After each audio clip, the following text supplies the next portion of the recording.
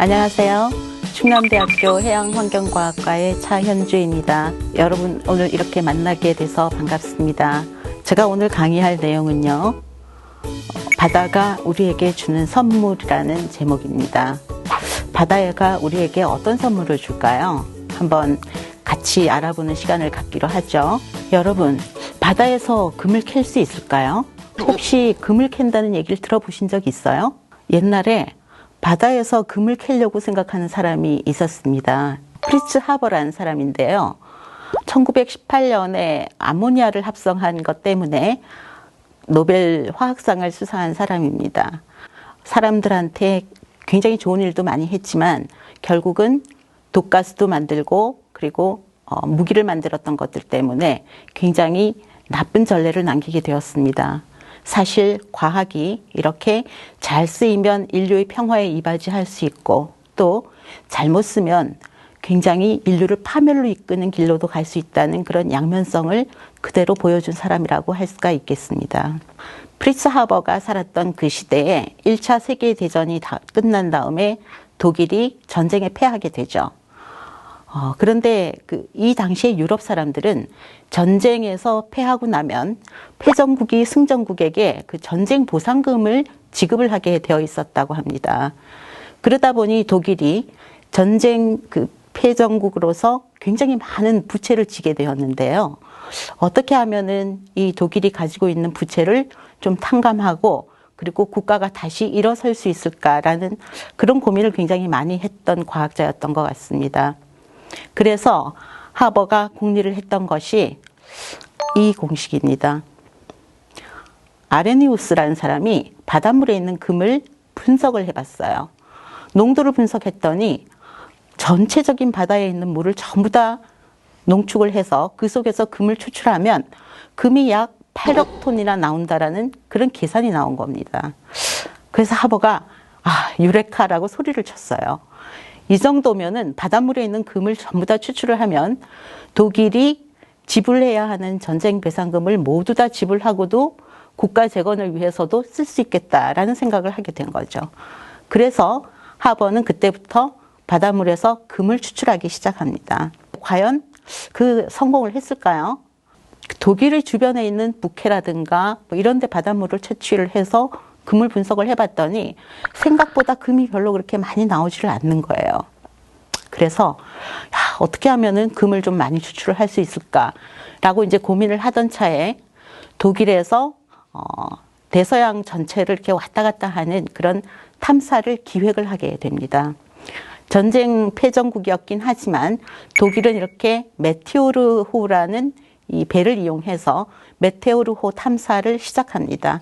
1925년에서 1927년까지 풀 기간으로는 2년 정도의 시간이 걸렸습니다. 여기 보시다시피 북대서양에서부터 남대서양까지 대서양을 전체적으로 종단하고 또 횡단을 하면서 굉장히 많은 물시료를 채취를 합니다. 물론 이때 전체적인 해저의 수심도 측정을 하게 되죠. 그 결과 이 대서양, 북대서양에서부터 남대서양에 이르기까지 굉장히 많은 지역의 물이 표면에서부터 깊은 바다까지 그 농도가 얼마나 되는지를 분석을 할 수가 있었습니다. 자, 이렇게 대대적인 탐사를 했는데 과연 금을 엄청나게 많이 추출하는 데 성공했을까요? 네, 아마 성공했다면 제가 이런 얘기를 안 했을지도 모르겠습니다. 사실 금이라는 것은 오늘날에 밝혀진 사실이지만 옛날 아레니우스가 물속에 있는 바닷물 속에 있는 금을 추출할 때는 굉장히 그 분석 방법이 지금보다 나빴던 시절이었습니다. 그러다 보니까 실제로 바닷물 속에 있는 금보다 훨씬 많이 들어있는 것처럼 착각을 했던 거죠. 실제 바닷물 속에는 약 1억 톤의 바닷물 속에 금이 한 5g 정도, 즉 1억 톤의 바닷물을 몽땅 다 날려보내서 그 속에서 금을 추출하면 5g 정도가 나오는 겁니다. 한 돈이 3.75g이니까 5g이면은 한 돈하고 조금 더 넘는 그런 양이죠. 그래서 전 세계 바닷물을 전부 다 추출하면 그 속에서 금을 추출하면 약 7,000톤의 금을 얻을 수가 있는 거죠. 자, 물론 이 7,000톤이라는 것도 굉장히 많은 양이죠. 이거를 전부 환산을 해보면 전 세계 인구가 70억 명이라고 생각했을 때 1g씩 모두 다 골고루 나눠줄 수 있는 양입니다. 여러분들도 모두 1g씩 금을 받을 수가 있는 거예요. 자, 그런데 그렇게 실행하는 게 맞을까요? 사실 금 1g을 추출을 하려면 금 한 돈을 사는데 필요한 돈보다 훨씬 더 많은 돈이 들기 때문에 현실성이 별로 없는 거죠.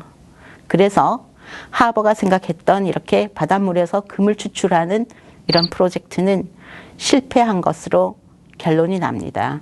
그 대신 메테오르호 탐사에서 굉장히 큰 수확을 얻었어요.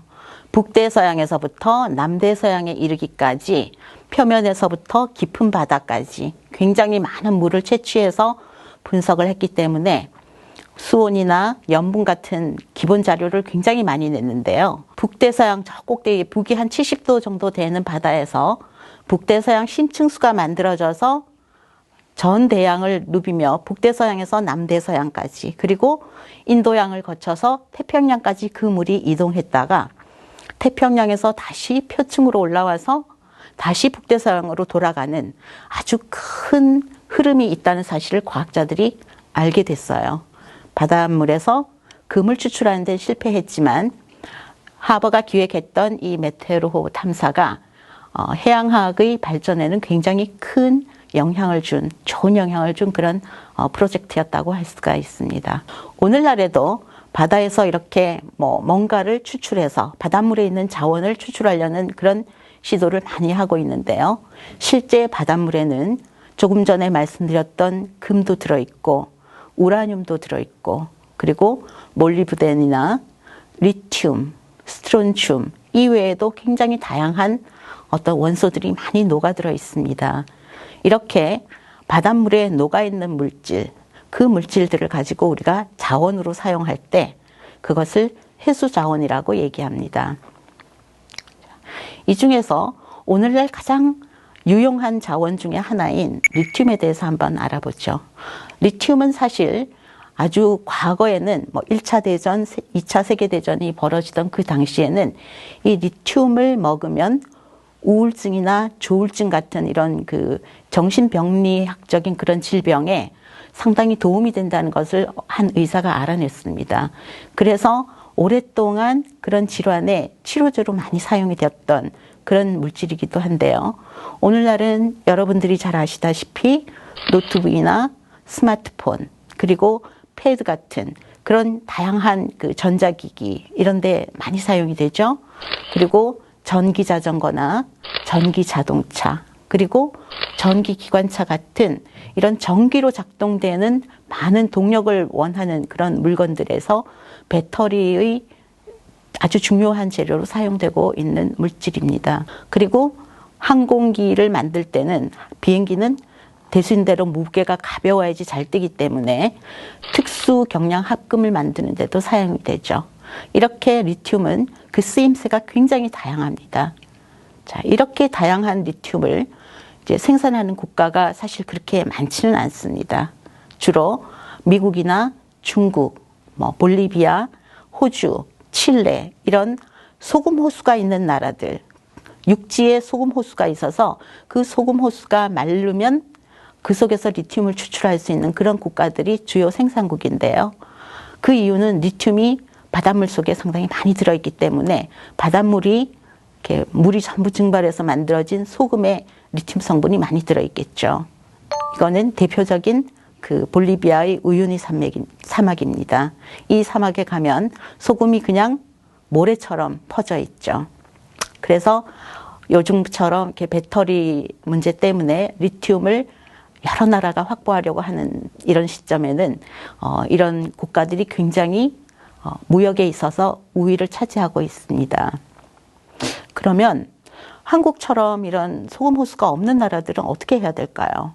리튬을 그냥 사서 써야 하는데 그냥 다른 방법이 없을까? 그래서 과학자들이 오랫동안 고민을 했습니다. 그랬는데 바닷물에서 리튬을 최고라면 되겠다라는 생각을 한 거죠. 금처럼 아주 귀하지는 않다 하더라도 그래도 금은 바닷물이 굉장히 적은 양이 들어있었지만 리튬은 금에 비하면 훨씬 더 많이 들어있습니다. 그래서 자원연구소나 그 다음에 포항공과대학 같은 그런 실험실에서 굉장히 많은 실험과 연구를 거듭한 다음에 바닷물에서 리튬을 추출할 수 있는 기술을 개발했습니다.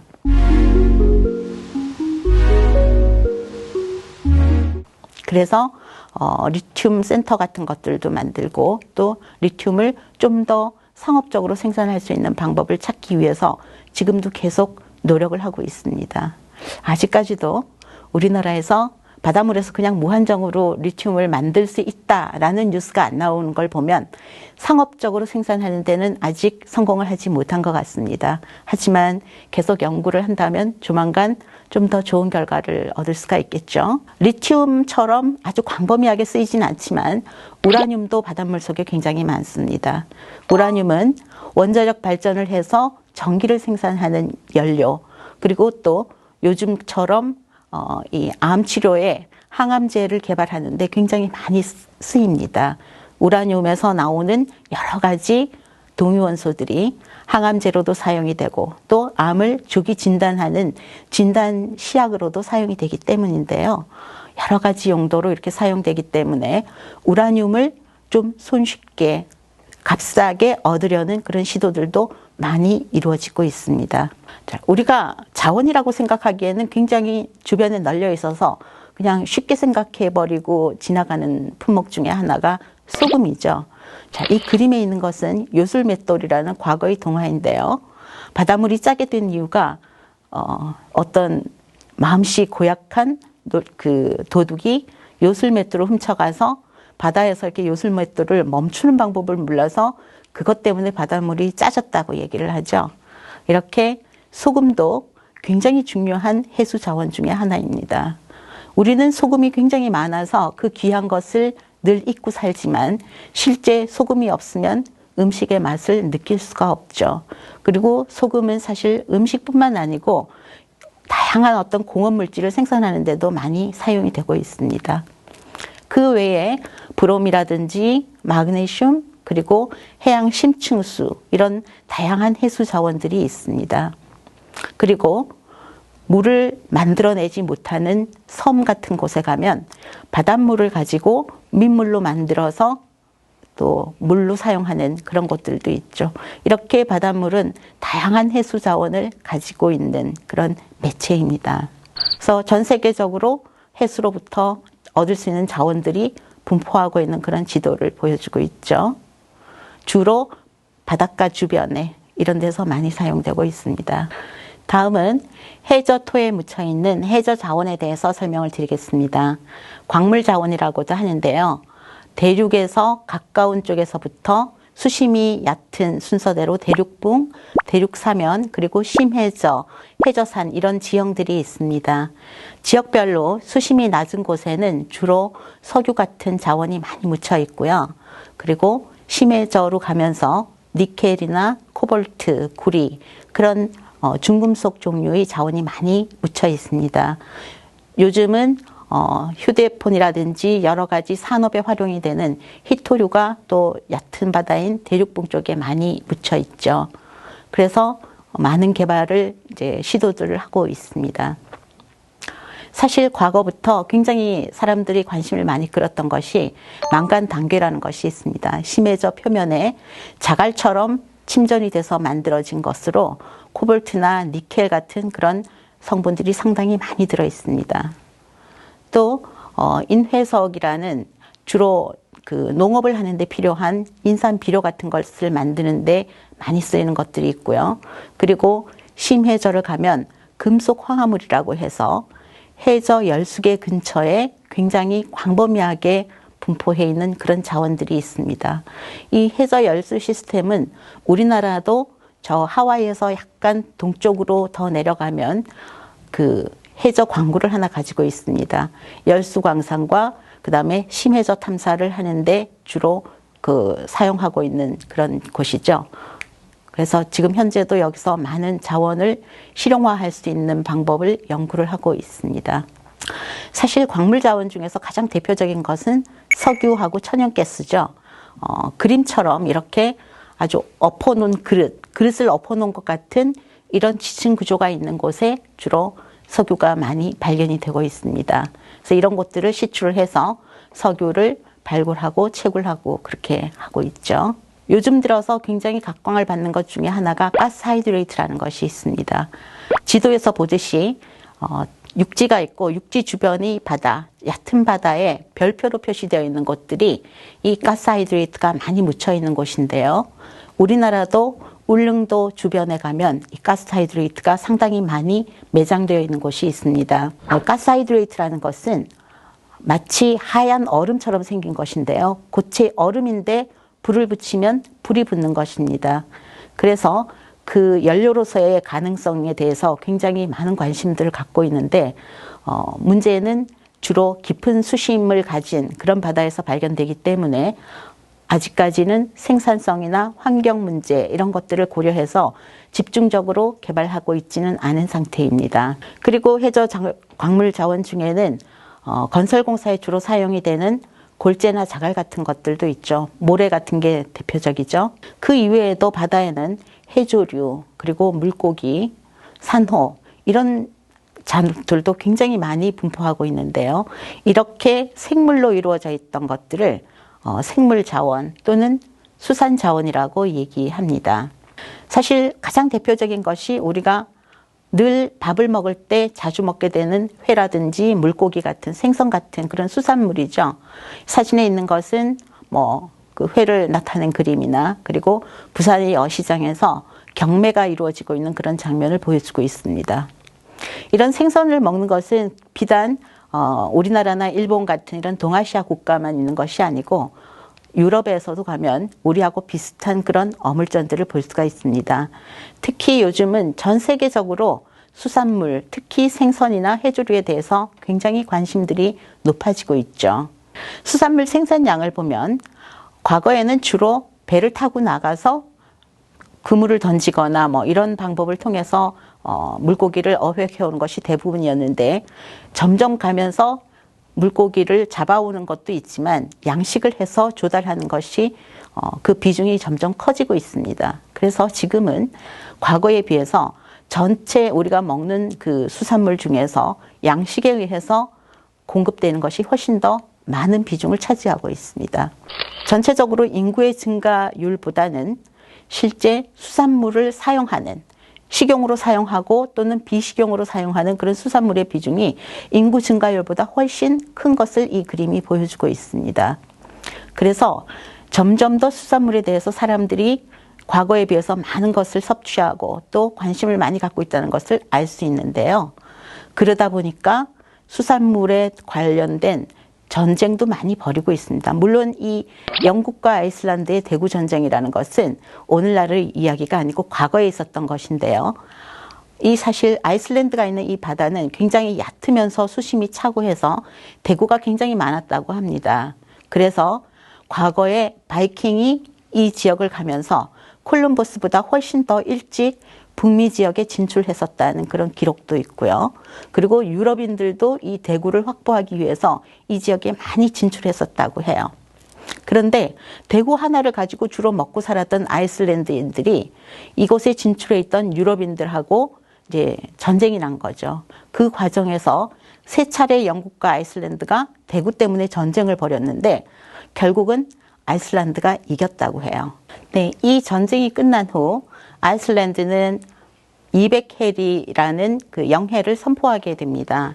이 이후부터 배타적 경제 수역이 200해리라는 그런 개념이 나타나서 전 세계가 그것을 하나씩 채택하기 시작했다고 합니다. 자, 해양 생물 자원에는 사실 우리가 식생활에 사용하고 있는 그런 물고기나 생선 그리고 해조류 같은 것만 있는 것이 아니고 지금은 해양 생물들을 이용해서 그 생물들이 가지고 있는 특이한 물질들, 그 특이한 성분을 추출해서 다양하게 식품이나 그다음에 유제품, 또 화학약품, 약품 이런 것들에 사용하는 그런 경향이 요즘 들어서 굉장히 많이 일어나고 있습니다.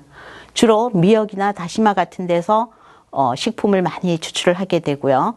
그 다음에 또 해양에 분포하고 있는 다양한 어떤 미생물 같은 것들, 그리고 자그마한 그런 생물 존재를 통해서 그 속에 있는 항산화제나 그 다음에 항암제, 면역 억제제 같은 그런 약품에도 굉장히 많이 활용을 하고 있습니다. 지금까지는 사실 바다라는 곳이 인간이 쉽게 접근할 수 있는 곳이 아니었지만 이제는 과거와 달리 상당히 접근성이 좋아졌기 때문에 또 육상에서는 많은 자원들이 고갈이 되었는데 이미 활용되고 있는 것 이외에 새로운 어떤 신물질을 개발하는데 굉장히 좋은 조건을 가지고 있는 것이죠. 그래서 새로운 해양 천연물 화학이라는 하나의 학문 분야도 생겨났습니다. 특히 그 중에서 굉장히 각광받는 것 중에 하나가 해양 바이오 에너지라고 해서 갈조류를 처리해서 그 속에서 바이오 에탄올을 추출하는 그런 기술들인데요. 미국의 나사에서도 오메가 프로젝트라고 해서 폐수도 처리하고 또 바이오 에탄올 같은 것들도 추출할 수 있는 그런 프로젝트를 추진을 하고 있었습니다. 그것이 아직까지 완벽하게 상업적으로 이용되는 단계까지는 아직 시간이 조금 더 필요한 것으로 보이고요. 많은 사람들이 상업적으로 하기 위해서 연구를 하고 있답니다. 해양에는 이런 식생활에 사용되는 그런 생물 자원뿐만 아니라 다양한 에너지 자원이 있는데요. 이렇게 파도나 해류, 바람 같은 이런 에너지를 우리가 실제로 생활에서 에너지로 사용할 수 없을까라는 그런 고민들을 하게 되었습니다. 그렇다면 이런 것들이 어떻게 에너지가 될까요? 자, 영상 하나 보고 넘어가시죠.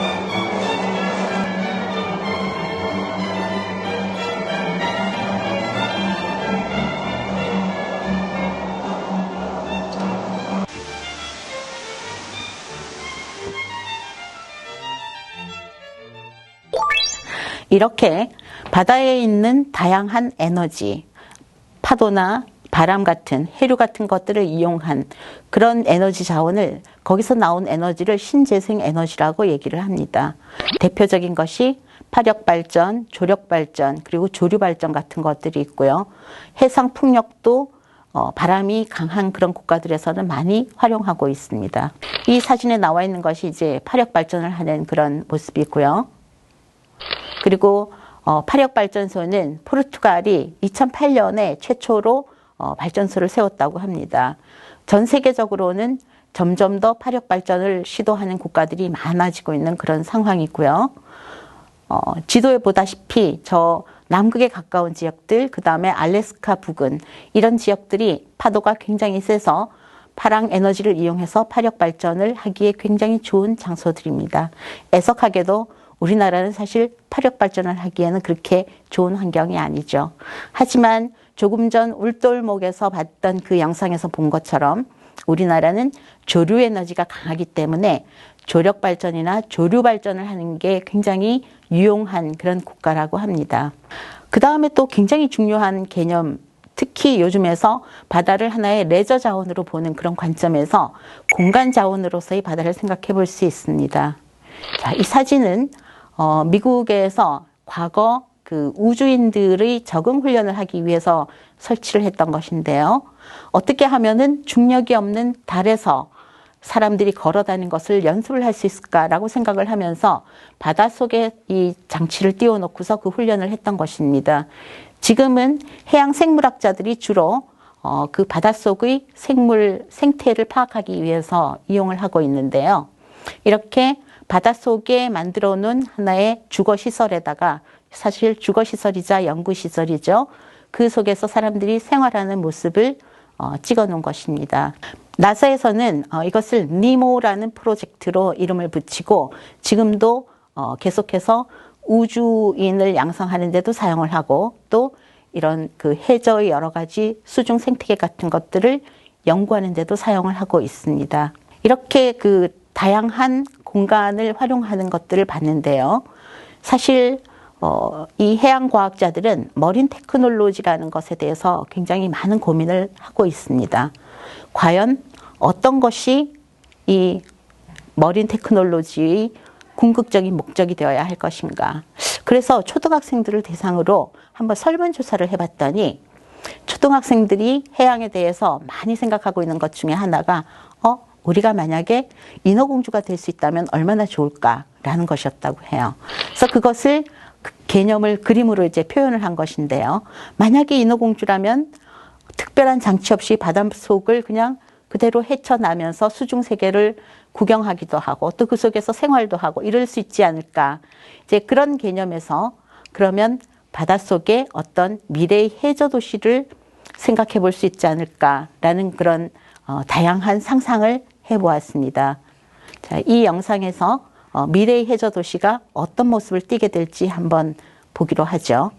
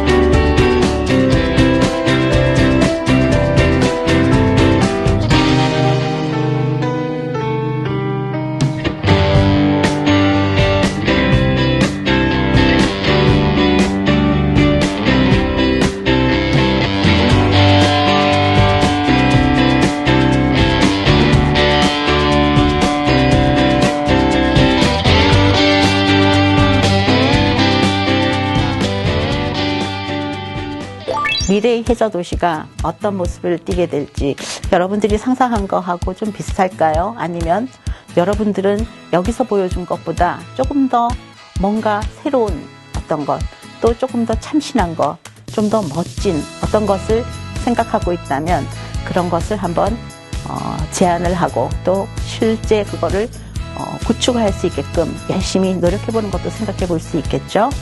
이렇게 바다라는 곳은 파도도 있고 해류도 있고 물고기도 있죠. 그리고 산호도 있고 모래도 있습니다. 이렇게 다양한 것들로 이루어져서 많은 작업이 이루어지고 있는, 바다는 마치 그냥 하나의 공장과도 같은 그런 곳이라고 생각할 수 있을 것 같습니다. 자, 오늘 제가 여러분들한테 알려드렸던 내용들이 과연 여러분들한테 어떤 새로운 기대를 충족할 수 있을지 잘 모르겠지만 이런 부분들에 대해서 한번 생각해 볼 수 있는 기회가 됐으면 좋겠네요. 바다가 여러분들의 꿈과 희망의 장소가 될 수 있었으면 좋겠습니다. 감사합니다.